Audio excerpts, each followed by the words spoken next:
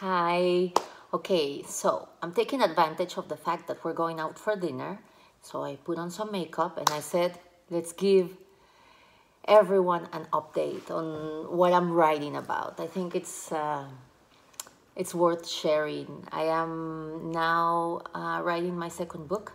I'm almost in the middle of it.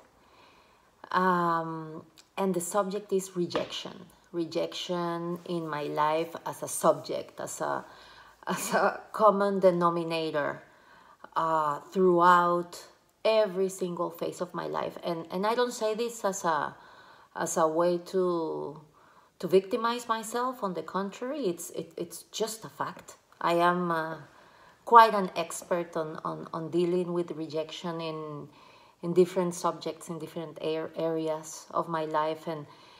And I decided to use my story to tell my experiences with this subject in my love relationships, in the way I am heterosexual, so in the way I related to men all my life, and how it's changed and transformed, and all the things I have learned through rejection, or actually through working on my experiences of rejection in life, right?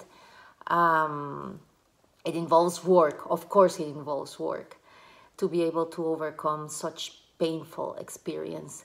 And I also found through this experience of writing the book, and I didn't know this, when you are experiencing rejection, you can take an aspirin and feel better, because the pain is so real, is so physical even.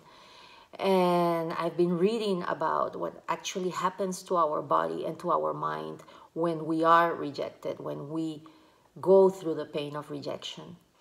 It's a good thing, I think, that I didn't know this, because once I went through it, it didn't add to the fact of, oh, I'm in pain, and now it's even gonna hurt more because I know of all the things it does on the brain, right?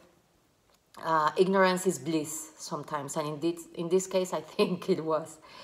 So I am writing about rejection in my love relationships, also in my family, because it's also a common denominator, and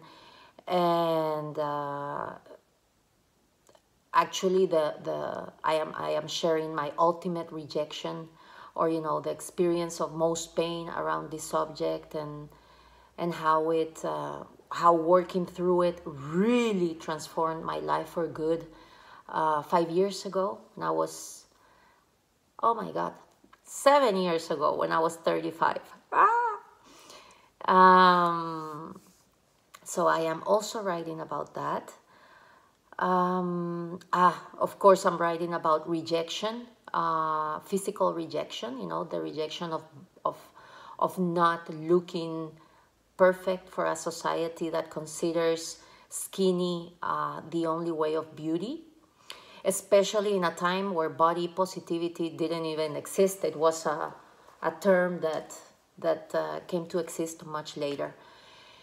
So I'm also sharing about that experience with rejection of being a woman in a fat body, and living in a society that saw her as the fun, friendly, outgoing fat friend, but never the also beautiful. And of course, I also saw myself as not being good enough. So it was a cycle that fed itself, and that just caused me to reject myself even more. So through the body rejection, I can really say that I can speak from the side of how rejection affected my how I suffered the physical rejection of society, but also how that led me to reject myself even more. So it was like two cycles going on at the same time. Extremely painful, and very related to family issues, or pain and issues going on in my family that were really hurting at the time. So